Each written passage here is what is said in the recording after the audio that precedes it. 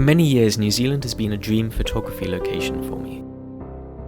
When I was offered the opportunity to travel to Auckland for work, Hannah and I decided that we would take an extra 10 days to explore and photograph this amazing country. Over the next few videos, we'll be taking you with us through the highs and the lows of our journey.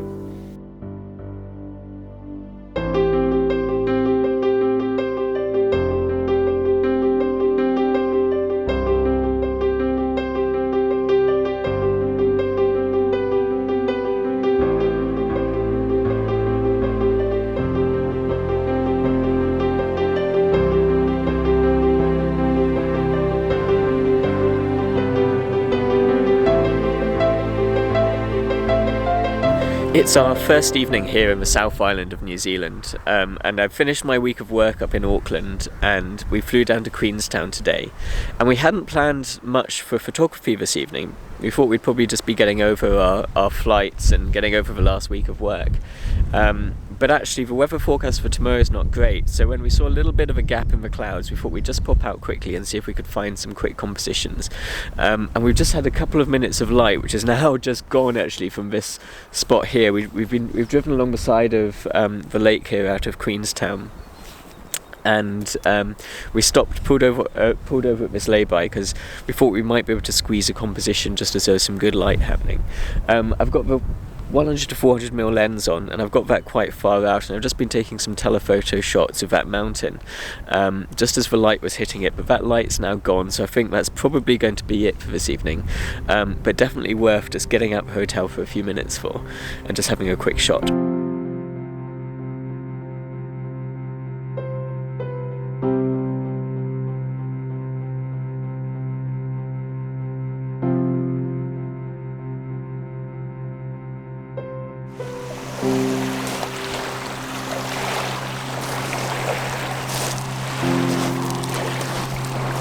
So it's our first morning now in Queenstown, and we've headed out to this little spot just outside of town, which we found last night on our little drive we did last night before dinner, and we thought we'd come down here for sunrise because there's just a chance there might be the odd gap in the cloud, and Hannah's just further up the beach. She's doing some telephoto shots, and I'm just down here now. I'm playing around with some long exposures. I've got this scene here where we've got the slopes of the near side hillside coming down here, and then the slope of that mountain on the other side, and then in between the two we've got this nice triangular mountain, and it's just one of those compositions which has got nice triangles working in it. So I don't know how well it's working, but I've got the 6-stop filter on there. I'm taking a few shots and just having a little bit of a play with some long exposures. I was hoping there might just be a little bit more colour in the sky, but it's very overcast and grey now. I think we're probably not going to get much more light this morning. But yeah, it's just fun. It's just such a beautiful place down here. It's absolutely amazing. It just feels so good after the last week of hard work I've had in Auckland. It's so nice just to get out and be somewhere like this. It's absolutely beautiful.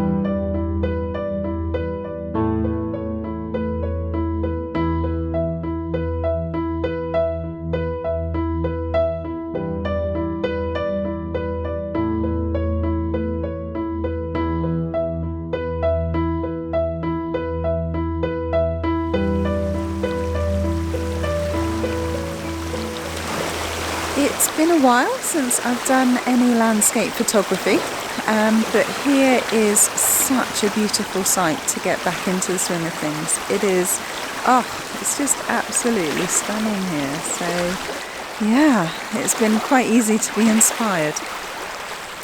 What I've been doing is trying to find interesting shapes and compositions, especially looking at the peaks of the mountains. So hopefully some of the photos will be okay. Hampered quite a lot by lack of an amazing or long sunrise. The pink in the clouds really didn't last that long at all. It was a matter of seconds, and hampered a fair bit by clouds, but yeah, hopefully we'll have some nice shots from today. I've also just been struck by how, even though I haven't been doing any landscape photography for a while, I've been doing quite a lot of wildlife photography, and it just felt so natural using the camera and the lens. You know, my fingers really were on autopilot today. That felt really natural, which was quite reassuring, I'd say.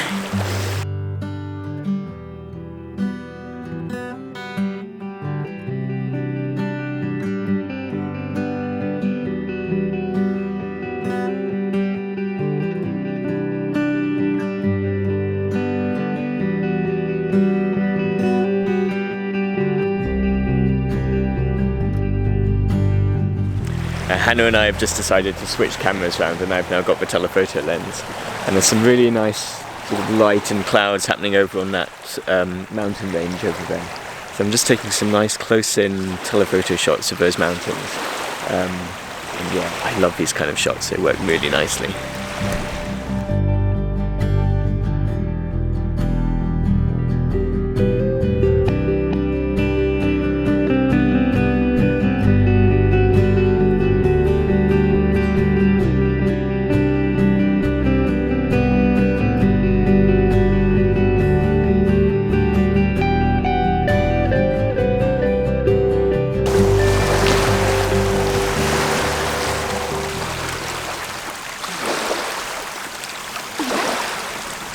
Oh, didn't realise you were doing that.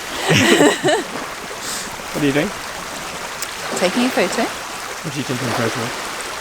So I really like the way that the red leaves have been caught on the very attractive pebbles as they've been going down the stream.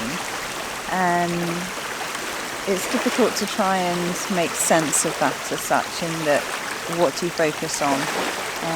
Yes, it looks really pretty, but some rules of composition should really apply. So I focused on that leaf, so that's my foreground interest. I tried quite a long exposure because I want to show that the water is moving. I don't want the marshmallowy effect, but with a short shutter speed, it would basically look like the rocks are just a bit blurry. So I want to make it obvious that there's water on top of them, basically. So I've gone for f20 with a polarizer, and that's given me a 2.5 seconds long exposure.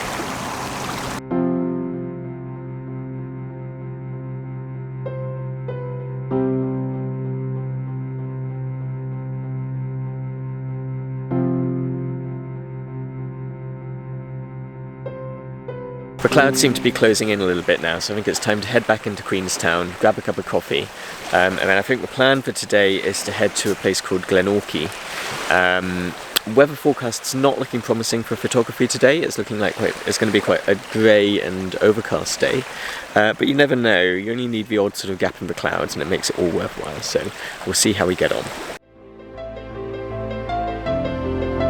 So this is a classic example of just trying to make the best of a bad situation.